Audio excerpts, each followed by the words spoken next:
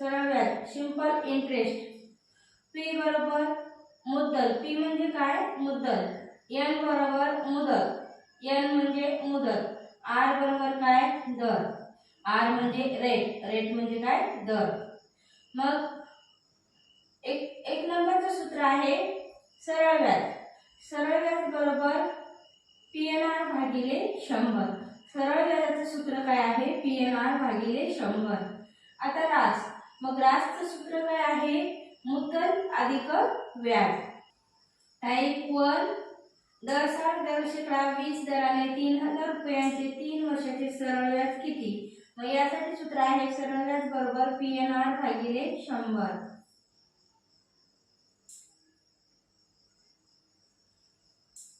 मग पी म्हणजे काय? ही मुद्दल किती आहे? 3000. एन म्हणजे काय? मुदत 3 वर्ष. आणि आर म्हणजे काय? रेट 20 भागिले 100. मग 20 × 20 20 × 5 100. 5 × 5 5 30 आणि हे 2 शून्य म्हणजे काय राहिलं बाकी? 600 गुणिले 3. मग किती उत्तर येईल? 3 0 0 3 0 0 3 18. 1800 उत्तर आलेलं आहे. म्हणजे 3 वर्षाचे सरळ व्याज किती? 1800 रुपये. टाइप 2 दर 60 दर शेकडा 12 दराने 5000 रुपयांचे 6 महिन्याचे सरळ व्याज किती? मग सूत्र आहे सरळ व्याज बरोबर पीएनआर भागिले 100. मग पी म्हणजे किती? तर 5000 गुणिले एन म्हणजे 6 महिने. मग 6 महिन्याचं कसं लिहायचं? 6 भागिले 12. परत आर किती आहे? 12. इथे ही भागाकारातले, इथे ही 100 लिहायची. आता ही सोडवायचं. 6 1 6 6 दुनी 12 बे 1 बे बे दुनी 4 1 उरला इथे झाले 10 बे पंचे 10 हे 2 शून्य. मग आता काय राहिलं? 2500 गुणिले 100. 2500 गुणिले इथे 12 आणि भागिले 100. 2500 गुणिले 12 भागिले 100. मग आता हे सोडवायचं. 100 1 100 100 दुनी 200 इथे राहिले 500. मग 100 5 500. मग आता काय? 25 गुणिले 12 25 गुणिले 12. आता हे सोडवायचं. 12 पंचे 60 60 ला 0 हाताले 6 12 दुनी 24 आणि 6 किती झाले? 30. म्हणजे 6 महिन्याचे सरळ व्याज किती? 300 रुपये. टाइप 3 दर 60 दर शेकडा 15 दराने 7300 रुपये 10 दिवसाचे सरळ व्याज किती? सरळ व्याज बरोबर पीएनआर भागिले 100. मग पी म्हणजे किती? 7300 गुणिले एन म्हणजे मुदत किती आहे? 10 दिवस गुणिले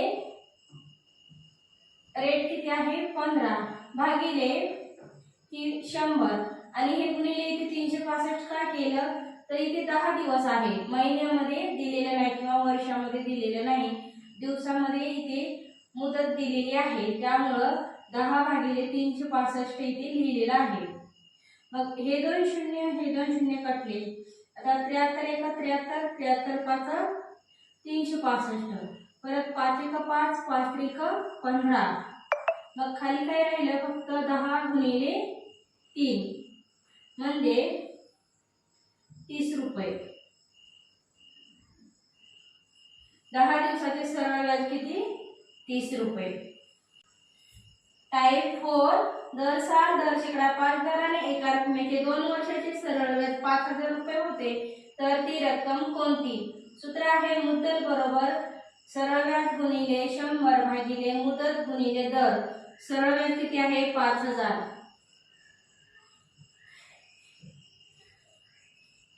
गुणिले 100 भागिले मुदत किती आहे 2 वर्ष गुणिले दर किती आहे 5. मग आता ही सोडवायचं. या सूत्रानुसार आपण गणितीय मांडणी करून घेतलेली आहे. आता ही सोडवायचं. 5 एक 5 इथे 5 एक 5. आता हे 3 शून्य यावर टाकून घेतले. मग परत बे एक बे बे पंच 10 म्हणजे 50. मग आता काय 1000 गुणिले 50. आपण आता इथे गुणाकार करून घेऊ. 1000 गुणिले 50. मग 0 0 0 0 0 0 0 0 0 आणि 0 1 0. मग 5 0 0 5 0 0 5 0 0 आणि 5 1 5. तर यांची बेरीज करायची. 0 0 0 0 इथे 0 0 इथे 0 0 आणि हे 5 असे 5 म्हणजे 50,000. 1000 गुणिले 50 यांचा गुणाकार किती आला 50,000. म्हणजे ती रक्कम कोणती तर 50,000 रुपये. टाइप 5 एका रकमेची 4 वर्षाची रास 7,000 रुपये व 3 वर्षाची रास 6,500 रुपये आहे तर ती रक्कम कोणती. आता 4 वर्षाची रास आहे 7,000, 3 वर्षाची रास आहे 6,500. मग एका वर्षाचं व्याज किती 500 रुपये. तर 4 वर्षाचं व्याज किती मग 4 गुणिले 500 2000. मग काय करायचं रक्कम बरोबर रास वजा सरळ व्याज.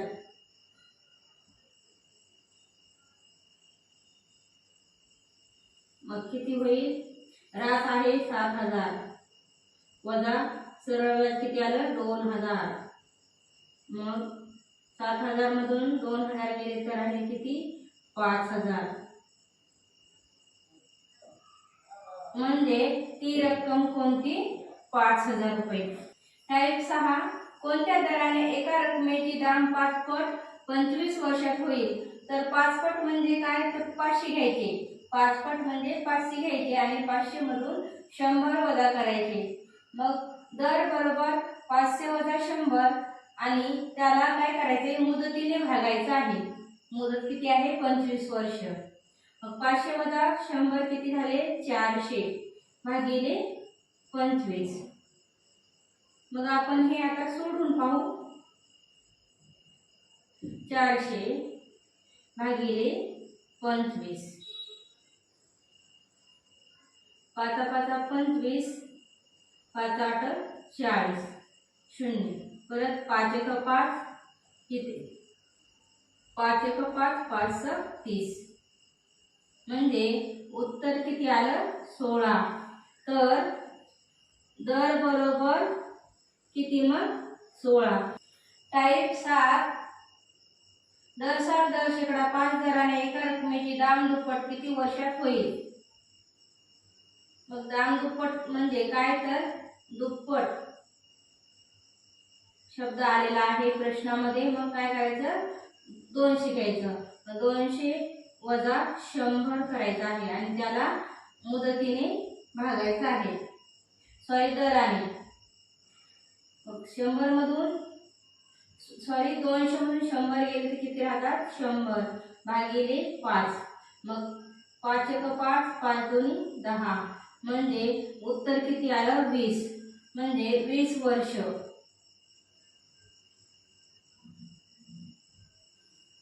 दाम दुप्पट किती वर्षात होईल 20 वर्षात होईल. टाइप 8 एक व्यक्ती बँकेत 500 रुपये 20% दराने व दुसऱ्या बँकेत 1000 रुपये 30% दराने जमा करतो तर एकूण दर काढा. सूत्र आहे दर बरोबर P1 R1 अधिक P2 R2 भागिले P1 अधिक P2. मग P1 किती आहे 500 रुपये 500 रुपये गुणिले R1 किती आहे 20 अधिक P2 आहे 1000 रुपये गुणिले R2 किती आहे 30 भागिले P1 किती आहे 500 अधिक P2 किती आहे 1000। मग यांचा गुणाकार करायचा 20 शून्य शून्य 20 शून्य शून्य आणि 20 50 100 20 शून्य शून्य 20 शून्य शून्य 20 50 100 अधिक 30 शून्य शून्य 30 शून्य शून्य 30 शून्य शून्य आणि 30 एक 30 भागिले 1000 आणि हे 500 म्हणजे 1500। आता या दोन्हीची अंशातल्या संख्येची बेरीज करायची आहे। हे 10,000 आणि हे 30,000 किती झाले 40,000 भागिले 1500। मग याचं उत्तर किती येईल ते पाहायचं आहे।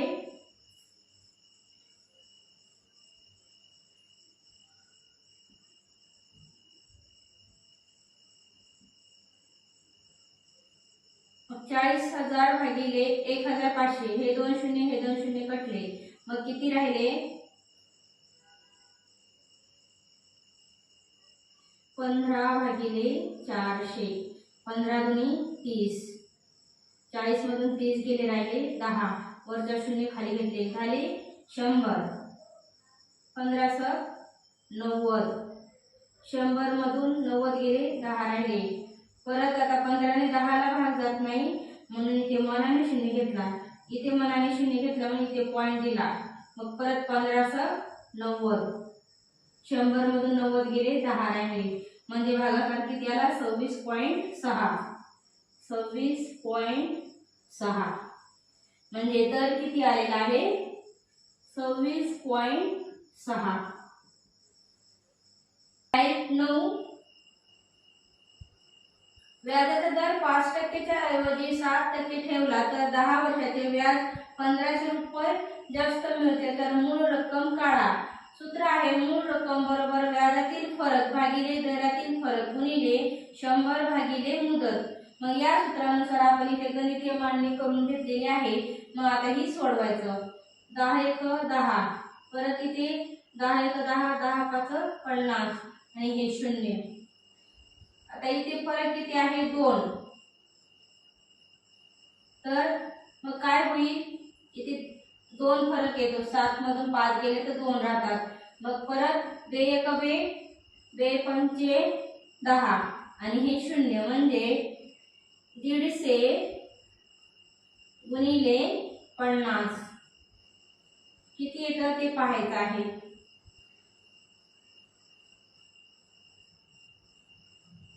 मग 0 0 0 0 5 0 0 1 0 परत 5 0 0 5 5 25 ला 5 हाताले 2 5 1 5 आणि 2 7 म्हणजे 0 0 0 0 5 अशी 5 आणि ही 7 7500।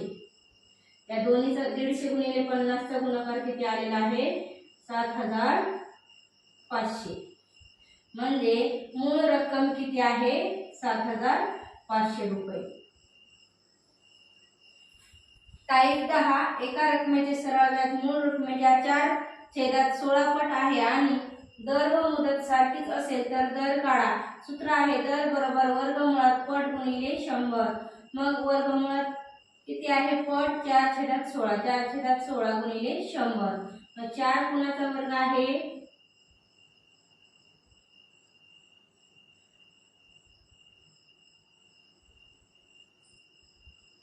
4 2 चा वर्ग आहे आणि 16 4 चा आहे गुणिले 100 कुणाचा वर्ग आहे 10 चा म्हणजे 2 गुणिले 10 किती 20 भागिले 4 मग 4 1 4 4 5 20 म्हणजे दर किती आलेला आहे दर बरोबर 5%।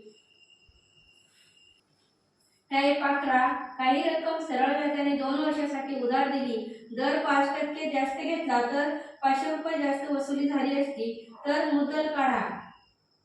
सूत्र P गुणिले 100 भागिले N गुणिले R. मग P आहे 500 रुपये R गुणिले 100 भागिले N किती आहे 2 वर्ष गुणिले R किती आहे 5%. 5. मग आता हे सोडवायचं. 5 एक 5 इथे 5 एक 5 100. परत ही बे एक बे पंचे 10 ही 0 वर. मग आता 100 गुणिले 50. मग आता हे सोडायचं. 50 0 0 50 0 0 आणि 50 एक 50 म्हणजे उत्तर किती आलं 5000 रुपये.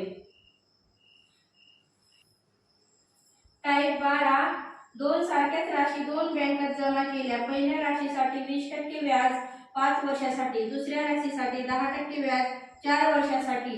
या प्रकारे दोन्ही व्याजामधील फरक काढल्यास 1200 रुपये येतो. तर ती राशी कोणती? सूत्र आहे मूळ रक्कम बरोबर व्याजातील फरक गुणिले 100 भागिले R1 R2 वजा R2 T2. मग आता ही सोडवायचं आहे. व्याजातील फरक किती आहे 1200 रुपये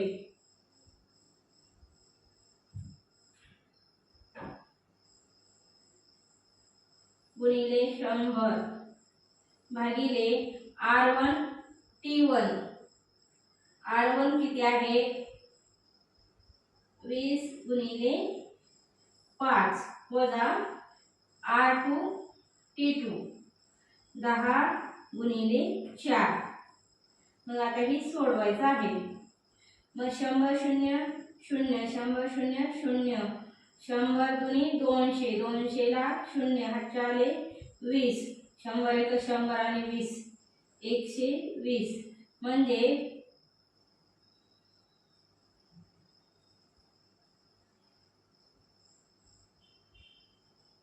या दोन्हीचा गुणाकार किती आला 1200 गुणिले 100 यांचा गुणाकार किती आला 1,20,000 भागिले 20 5 100 वजा 10 चोक 40. मग आता काय करायचं हे 1,20,000 भागिले 60 बरोबर किती? तर आता ही सोडवायचं आहे. 1,20,000 भागिले 60. हे 0 हे 0 कटला 6 एक 6 6 दुनी 12 आणि हे 0 वरती देऊन ठेवायचे. किती आलं 2000. मग हे उत्तर किती आलं 2000 म्हणजे राशी कोणती तर 2000. टाइप 13 दर साल दर शेकडा कोणत्या दराने 10 वर्षात एका रकमेचे सरळ व्याज त्या रकमेच्या निमपट होईल. सूत्र आहे दर बरोबर पट वजा 1 गुणिले 100 भागिले 10. मग पट किती आहे निमपट. मग 1/2 वजा 1 गुणिले 100 भागिले 10. मग बे एक बे मग 2 मधून 1 गेला तर राहिले 1 म्हणजे 1/2 गुणिले 100 ही भागिले इकडे घेतल्यास काय होईल गुणाकारात येतील म्हणजे 1/10. आता ही सोडवायचं. बे एक बे पंचे 10 50 आली इथे 10 एक 10 10 5 50 म्हणजे 5%. कोणत्या दराने तर दर बरोबर 5%. टाइप 14 दर साल दर शेकडा 5 दराने 5000 रुपयाची 5 वर्षाची रास किती. सूत्र आहे सरळ व्याज बरोबर PNR भागिले 100. P म्हणजे किती मुद्दल 5000 गुणिले N किती 5 वर्ष आणि R किती 5 भागिले 100. 100 एक 100 100 5 500. मग 50 गुणिले 5 गुणिले 5 5 5 25. मग 50 गुणिले 25 करून पाहायचं 25 0 0 आणि 25 5 1,250. 1250 मग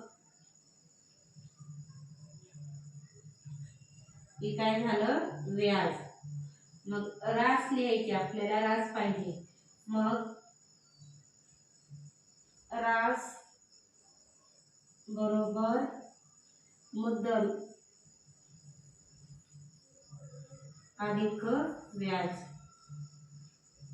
मुद्दल किती आहे, 5000.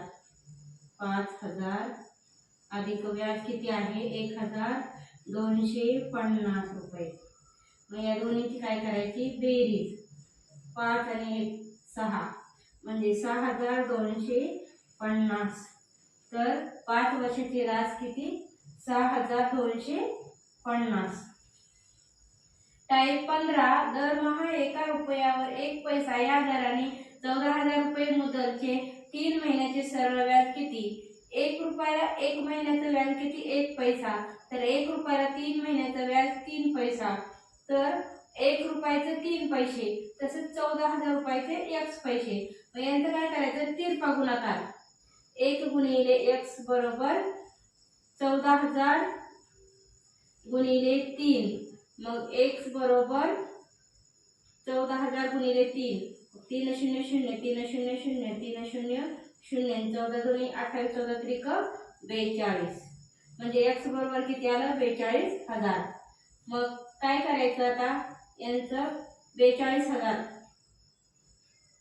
42000 ला 100 ने भागायचं आहे. हे 2 शून्य हे 2 शून्य कटले. मग खाली काय राहिलं, 420. म्हणजे 420 रुपये. सरळ व्याज किती, 420 रुपये.